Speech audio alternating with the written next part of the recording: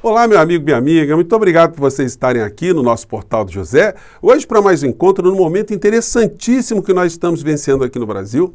Um momento de muitas mudanças, mudanças silenciosas e, portanto, elas acabam não sendo percebidas por muitas pessoas aqui no Brasil. Me refiro especificamente ao fato de muitas pessoas que nunca se interessaram, nunca tiveram uma participação política aqui no nosso país, estarem mais engajadas hoje através de espaços como o nosso Portal do José e de tantos outros canais que surgiram nos últimos anos.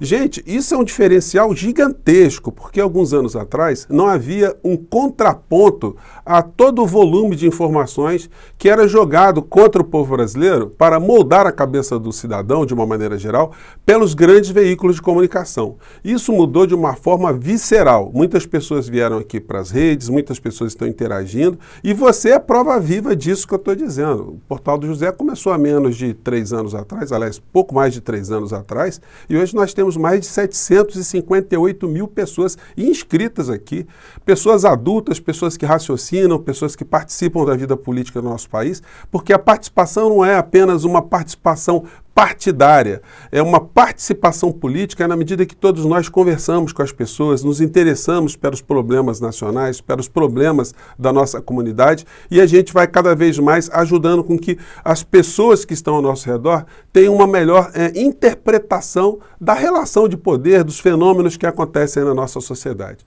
Quando eu peço aqui a sua inscrição para o nosso portal, e os meus amigos todos de outros canais também fazem a mesma coisa, não é porque, no meu caso específico, eu queira ser o maior canal progressista aqui da internet, não.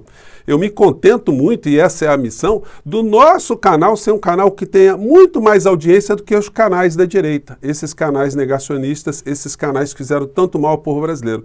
E se no conjunto todos os canais progressistas tiverem uma projeção muito maior, a nossa participação política ela será também determinante em muitas situações aqui no Brasil. Não é por outra razão que a nossa participação conjunta aqui ajudou a gente a eleger um presidente do mundo civilizado e que agora está ali governando e está cada vez mais se dando com o conflito de forças, o conflito de informações, e nós estamos no meio dessa história toda para ajudar que o governo caminhe para frente. Que o governo seja criticado, que o governo esteja atento à voz das pessoas que estão aqui nas redes.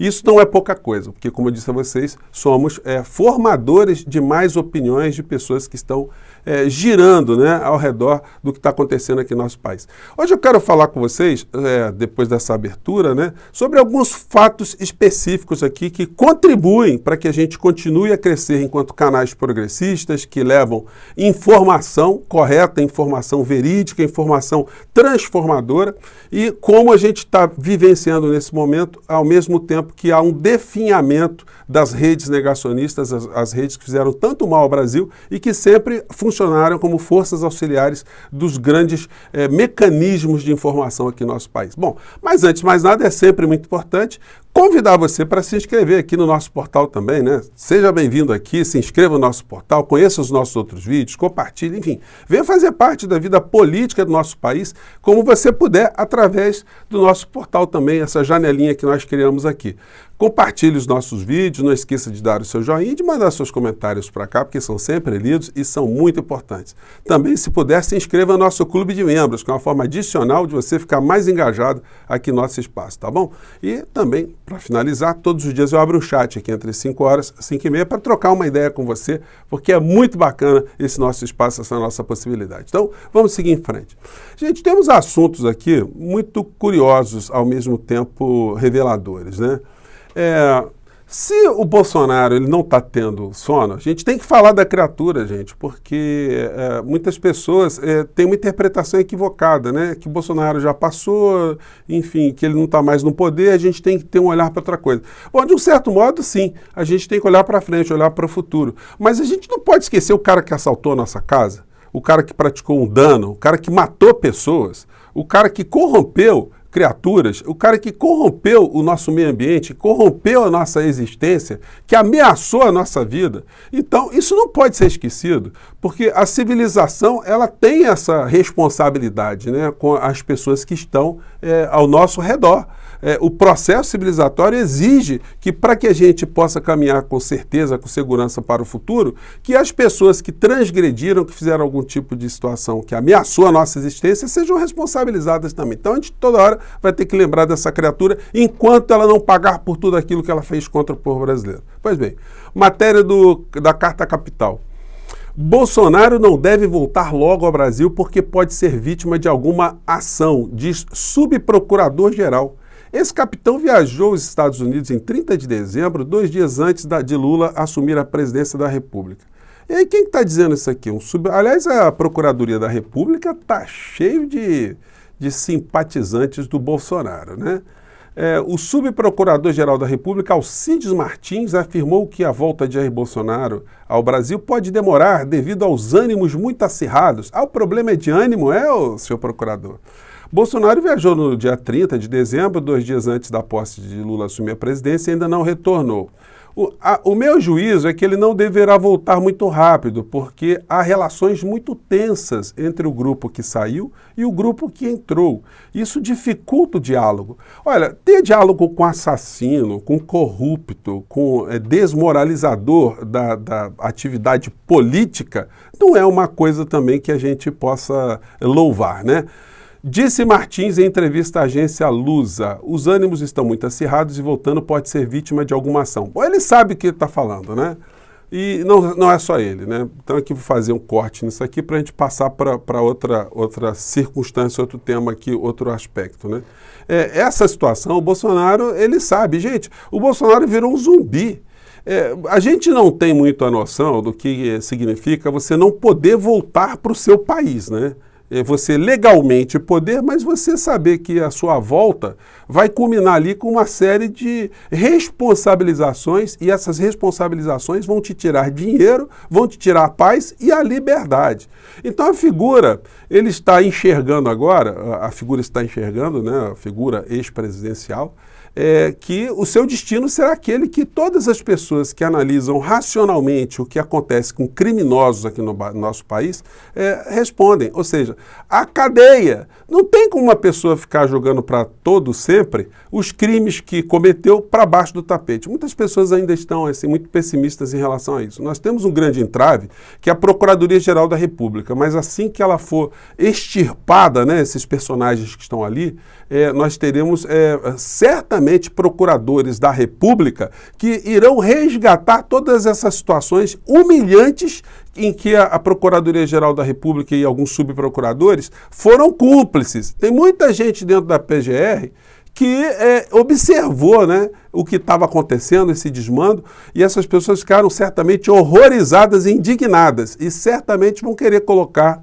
a instituição no caminho voltado à sociedade brasileira. E o presidente da República é que irá escolher o novo procurador-geral da República. Ele vai ter essa obrigação de passar o Brasil a limpo nesse capítulo jurídico. E tudo aquilo que foi cometido pelo clã Bolsonaro, pelo grupo Bolsonaro, durante os anos que esteve à frente do nosso país, isso tudo vai ter que ser responsabilizado. Isso tudo vai vir à tona com muito mais força, né? Pois bem, quando a gente analisa a decadência, né, desse discurso, como eles estão murchando, e nós aqui que estamos fazendo um contraponto, nós estamos crescendo muito, a gente olha aqui para o site da Jovem Pan. Gente, o Bolsonaro sumiu da Jovem Pan, né? Aliás, o negacionismo, eles deram uma sumida. E não tem muito como aparecer agora nesse ambiente. Eles não têm mais ameaça, né, de fazer uma ruptura institucional. Isso também acabou. Eles vão ficar gestando outro tipo de teoria conspiratória. Eles estão montando aquela CPMI que eu comentei aqui com vocês, mas isso vai ser o espetáculo circense que vai acabar jogando mais balas na direção do ex-presidente Fujão. Então aqui o Jovem Pan, sem instalações da Sabesp, em algumas regiões, moradores sofrem com falta d'água. O Corpo de Bombeiros buscam o último desaparecido, são 64 mortos. Fala de naufrágio na Europa, preso no Rio de Janeiro, ex-deputado Roberto Jefferson recupera registro da OAB, não sei como ele conseguiu fazer isso, né? Vladimir Putin acusa a OTAN, enfim. Acabou o Bolsonaro, acabou o bolsonarismo, acabou o bolsonarismo aqui no canal principal. O pastor guru de Bolsonaro, o pastor orientador constitucional, político, jurídico, emocional, matrimonial, ele também sumiu. não está falando mais nada, né? Porque se a gente observar, gente, as coisas que essa gente toda falava, eram muitos, eles acabavam criando várias frentes de combates nossas aqui o dia todo. E agora, o último vídeo dele, que está, além de falar das coisas de religião, né, o assunto mais político é a palhaçada da Anvisa sobre o uso de máscaras. Então, está insistindo ainda, é o remanescente do negacionismo, atacando, criticando a Anvisa, em função da utilização de máscaras. Outros canais, os canais mais fortes ainda da direita, ainda é dessa senhora aqui.